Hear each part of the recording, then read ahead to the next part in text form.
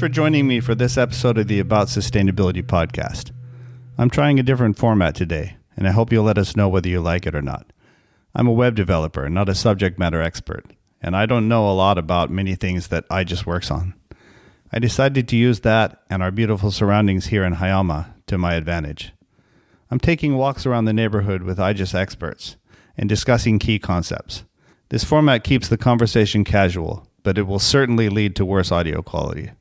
For example, this episode features my colleague Yasuhiko Hota and co-stars the sound of footsteps in gravel, a practicing musician, cars, and birdsong.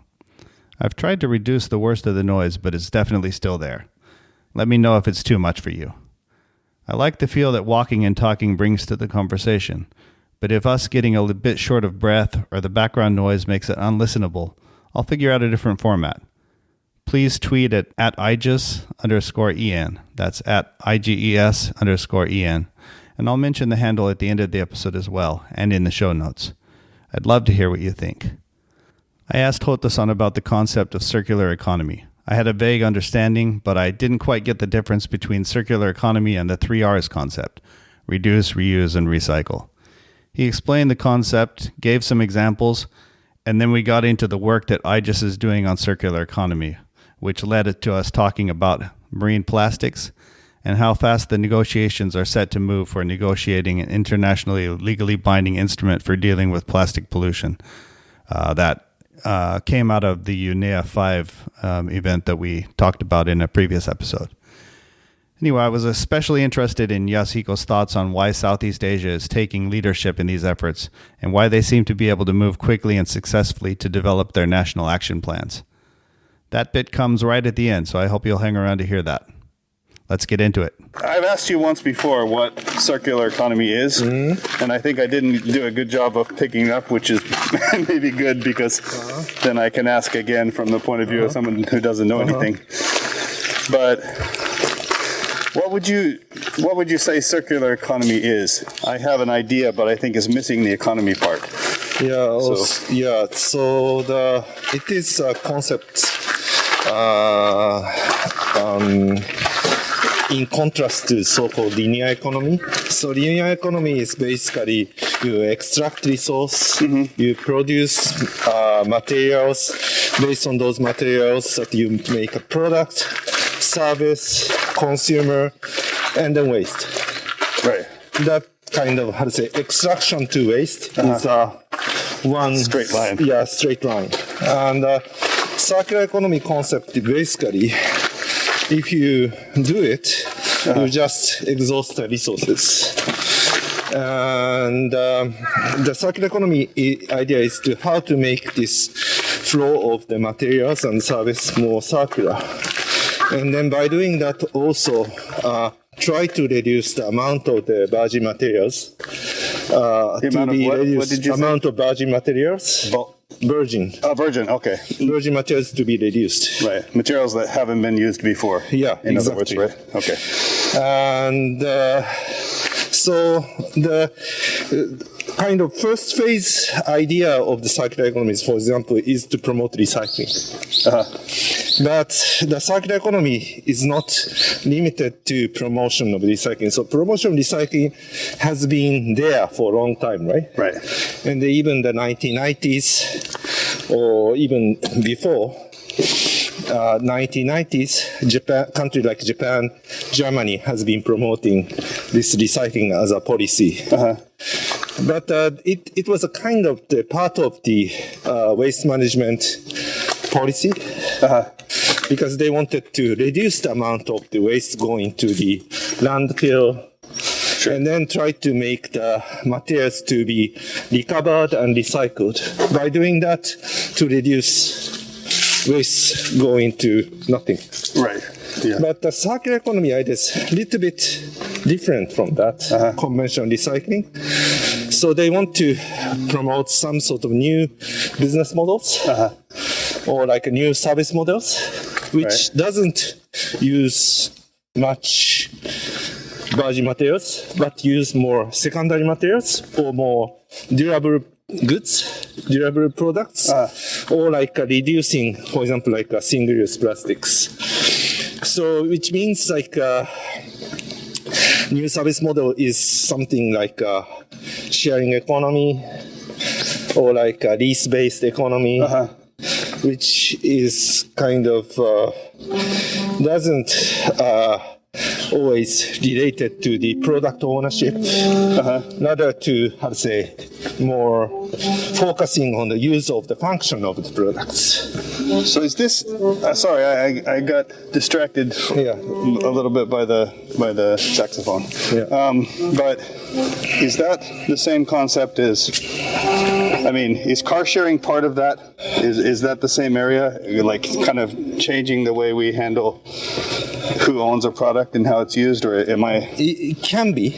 Okay. So like the reason why I think circular economy becomes so got attention partially is because of this digitalization. So digitalization economy, people start to think may enable to have more efficient use of the products or the materials. Right. For example, like you have this lots of the apps related to how to say swapping the goods or like car sharing. So if you try to put more environment aspect into such kind of services, people start to think it may result in the more circular economy. Okay, right. So what would be an example of putting more of the sustainability aspect into that? I mean, I don't know if that applies to car sharing, but in whatever example you have, like what makes it that service? Yeah, that's a good question, and I think it's yet to be experimented. Okay. Because like until now, it is more about how to say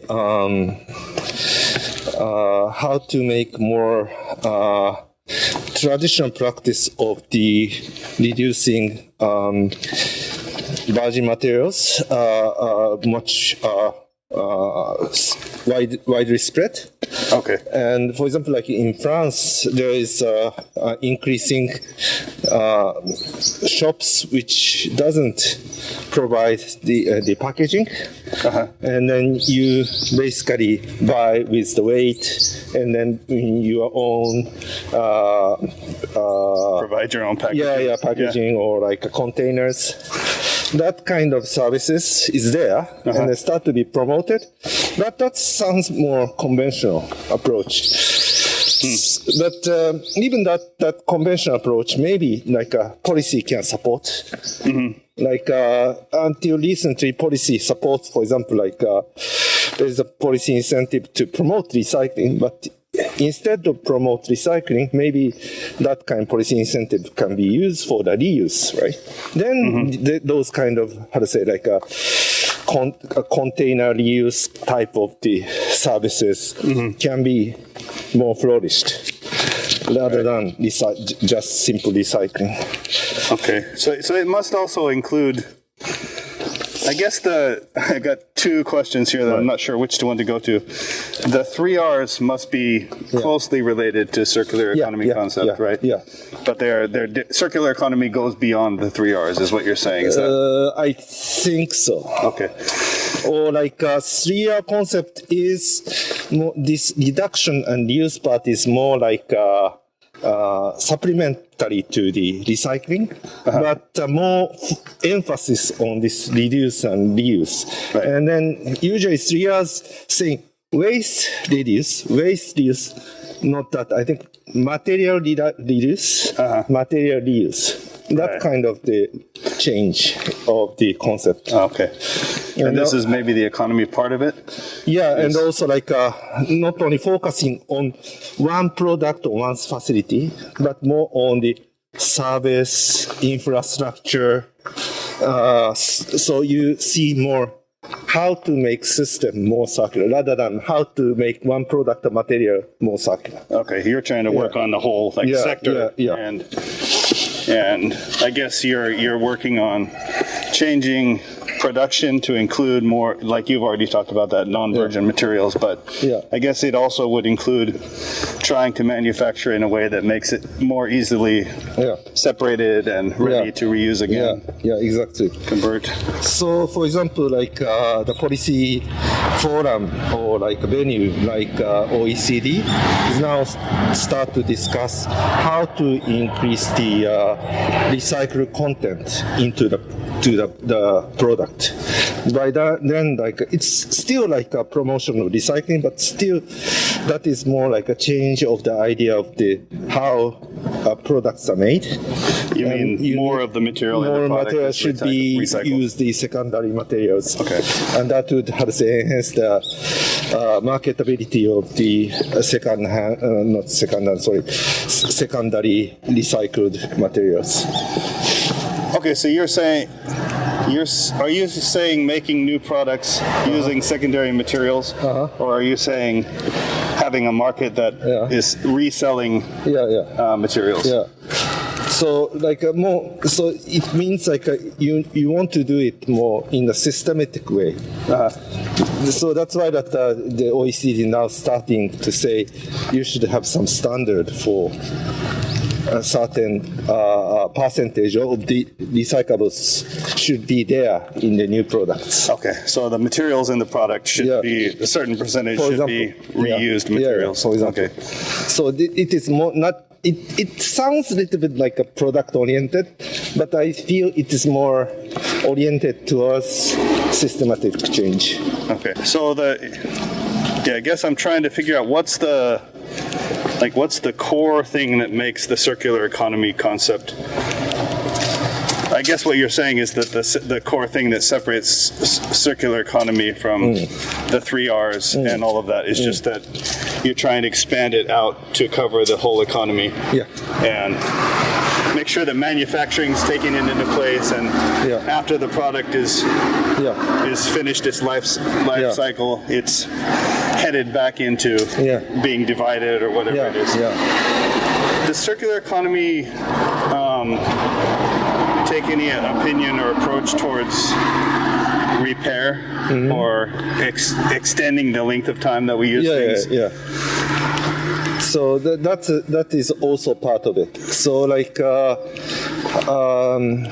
whole economy should be more, dependent on the services, but services with less material use, rather than products with more energy and more materials is used is considered a better product. It's not anymore, right? So that kind of concept. So maybe still like these kind of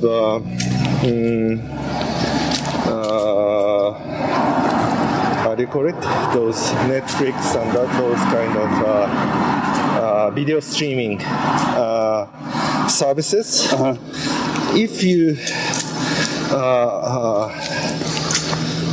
put into the good framework, these services, even you can say, can contribute to the circular economy, isn't it? You're saving a lot of plastics through the distribution of exactly. Or like as long as they're using renewable energy to power. And then you don't need to have a very specific device, but more you can get these services through more generalized items, right? Right. So they're delivering to a broad base of devices. So it's not that you have to buy the Netflix TV in order to watch Netflix. Yeah. So I think the circular economy concept and this kind of platform-based business has a very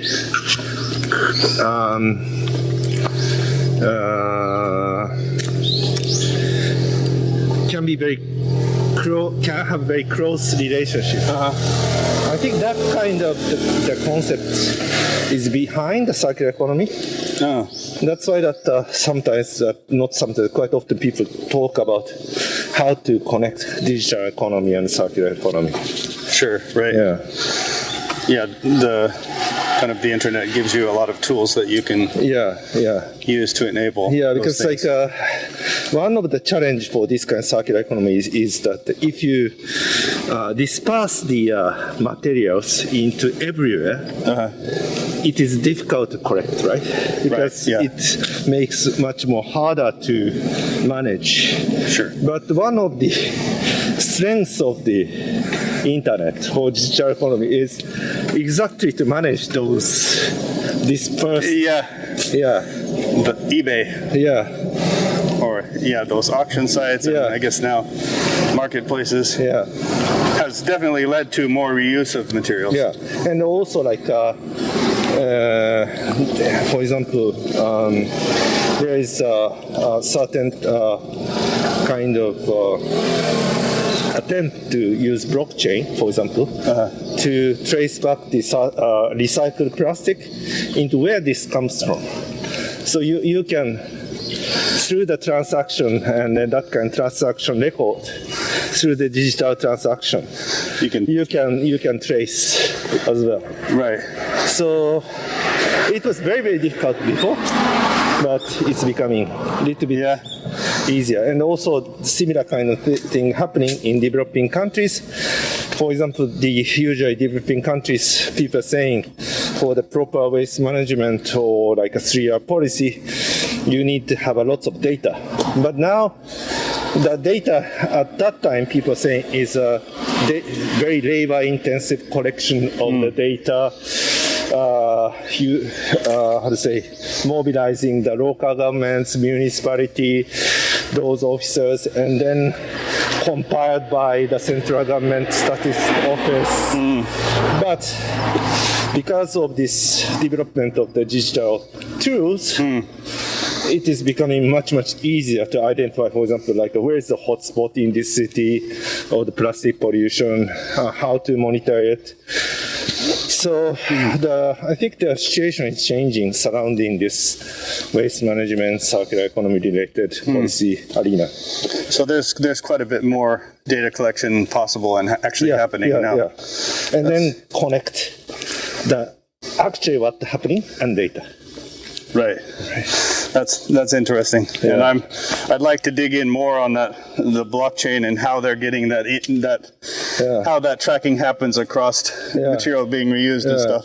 But I should get in a little bit into what is IGES involvement with the concept of circular economy? What are we doing on that concept? So we've been involved in the past 20 years or so. Always the waste management related capacity building in developing countries and then developing country cities. But what we observe is gradually the capacity of the certain economies, especially those emerging economies in the ASEAN, is more have a capacity to deal with circular economy concept and policy. So, which means not only how to say clean up, waste management, recycling, but how to consider more upstream issues like how to promote more design for the environmental products. Can we make some policy incentive to have non-traditional business model based on the circularity idea? So by doing that, I think we are involved very heavily on this circular economy on the ground. With helping governments enable policies that incentivize these concepts, and also city governments as well. Which and the city governments nowadays want to be also the smart cities. Again, this is related to digitalization, isn't it? Whether this smart city idea can be connected to circular economy. That's those things that recently the cities in emerging economies are very much interested in. And the other part is that we are supporting the mainstreaming of this concept in global policy arena, like G20, G7, OECD. So that's two kind of arena we are working on. Where did that concept come from? by the way? I mean, I'm sure it kind of Yes. organically built from somewhere, but There are several sources. For example, like Japan has been advocating sound material cycle society, and then already the sound material cycle society has a very good philosophy around the circular economy, which is saying like a society which is not dependent on the or not dependent on, but trying to reduce the virgin material use as much as possible sure. by promoting the 3 R's. So it has this kind of circular economy concept around. And also by the terminology, also China has been promoting this circular economy concept as well. But I think it was around 2015 when the EU adopted their, I think it was called circular economy, not action plan, EU's plan for the circular economy. And also around same time, the UK-based NGO called Ellen MacArthur Foundation also started to promote the concept of circular economy. So it was around 2015. And then what was interesting in that it was the year Paris Agreement was agreed. Okay. So after the Paris Agreement, what I observed is climate-related negotiation. The hardest part is over as a negotiation. Right? Now it is a climate-related issue. How to implement, how to make the decarbonization or low-carbon development as a economically make sense. Right. That kind of the struggle has started. Then, for the global policy arena, circular economy comes as a kind of next agenda. That is my observation about this. I see. Yeah. So, I mean, obviously the concept was around for a long time. Yeah. And then the branding kind of solidified around circular economy in the, like around 2015. Yeah. I think so. Which is the same time that the Paris Agreement was agreed upon. And so that negotiation was done, and now we're on to this next. Yeah. What would be the next sustainability agenda? And then people start to think, well, maybe it's circular economy. And then also, how to mainstream circular economy. Maybe it is through this very immediate concern of plastic pollution. Right, which seems to be extremely hot right now. Yeah. Well, I mean, not seems to be. It was one of the major outcomes of the UNEA. The plastic pollution thing? Right. So UNEA in March agreed to start international negotiations over the international legally binding policy instrument, which means global convention on plastic pollution. Okay. So we've agreed in a legally non-binding way to make a legally binding agreement in the future. In the future. So like the negotiation will continue till 2024 or 5. Yeah, I heard that they are aiming at the kind of the agreement in the UNEA in early 2025. That's what I heard recently. To me as a layman, that seems faster than usual. Yeah. Okay, good. I'm glad I'm not totally wrong on that. It seems like usually they give themselves a lot more time to do it. Yeah. Which is probably a good sign. Yeah, I think so. I hope so. But this international negotiation will just start from end of this month. Right. So we are not sure that what will be the main kind of component of this convention. So we are waiting to see, not waiting, but actually our colleagues are involved in the many ways, but we are expecting some interesting elements to be laid out at this INSCs. So is there a major event around that at the end of the month, or is it? Yeah, it's in the, there will be a so-called international negotiation committee organized by UN will be happening That's in like the end the of kickoff, November. kickoff meeting. Kickoff was there, but it's official. Official start. Yeah, Okay. All right. And we're, I guess, involved in that in several ways, supporting the government of Japan, I guess, probably.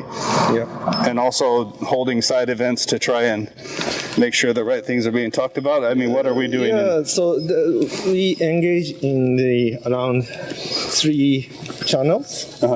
One is this, as you mentioned, this direct involvement to the Japanese government support. So one of my colleagues is a part of this delegation to advise Japanese government for how to incorporate circular economy concept into this negotiation.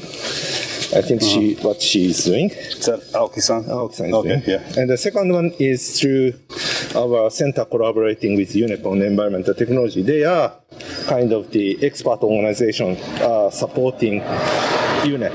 So for the waste management issue and other issues. So they are also involved through this UNEP supporting organization. By the way, UNEP is a secretariat function for this negotiation, so that's why. Okay, right. Okay. And I guess Amila-san is heavily involved with that process. Yeah, Amila or like Kumara. Right. The third one is that we see ASEAN countries and then South Asian countries start to little bit lead this trend, because like many Southeast Asian countries or South Asian countries start to adopt their national action plan on plastic waste management or plastic pollution. And even at the regional level, ASEAN adopted the regional action plan. So compared to other regions, this region seems to be a little bit ahead. Right. But still they have some issues for, appealing to international community, what they are trying to achieve, and then what kind of support they need for fulfilling this kind of promise expressed in their action plans. So I just may be able to help those countries. Bridge those gaps, yeah. That's interesting. Why do you think that Southeast Asia is kind of ahead on this? Is it that the problem is more clearly visible, or there's more low-hanging fruit, or just they got to it first? Or yeah, I think there's 2 reasons. One is these countries are pointed out by a famous paper by Professor Jambek, that Southeast Asian countries and South Asian countries are the global hotspots of this plastic pollution. So that's why that they are really kind of, there is a sense among the countries they need to do something about this. They've been notorious reputation, right? That's the first thing. And the second thing is it was a kind of right timing.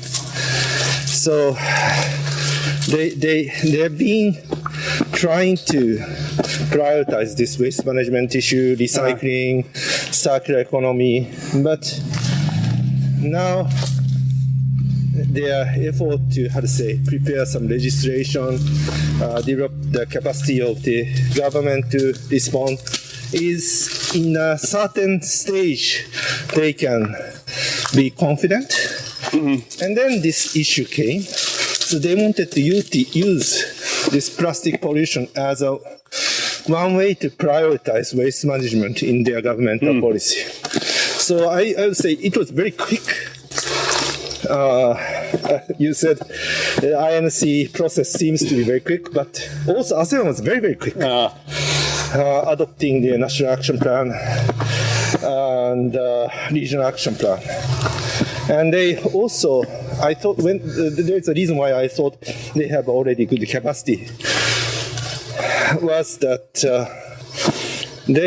when they start to develop like a national action plan in Vietnam or Thailand, Indonesia, conventionally they only do such kind of the policy development usually only by certain ministries or among the several ministries. Right. But this time, they were quick to involve also industry, citizen group, local government to that process.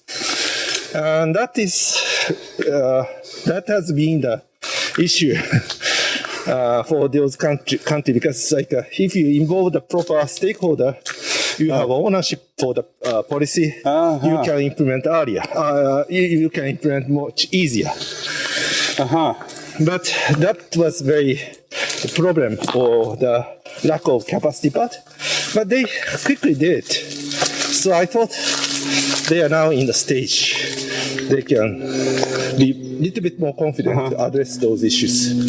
That's interesting because I'm sure that a lot of the reason that those stakeholders weren't so involved so early before is that it's easy to think that involving so many stakeholders will slow things down. But you're finding that the opposite is true. I mean, consensus building would take time. But once you cannot make policy in the 2 months or 3 months. Right. But 2 months, the policy developed in 2 months, 3 months, or half a year cannot be implemented. Right. So that if you do this process of consensus building, what is the role sharing, and then some sort of consensus, this is important policy agenda. And also there is some sort of the supporting mechanism to implement it. Then this policy will be much easier to be implemented. Yeah, that totally makes sense. Like people have the opportunity to figure out where the economic incentives lie for actually making it work. That's really interesting. And we're just at the end of our walk, so thanks for taking the time. I appreciate it.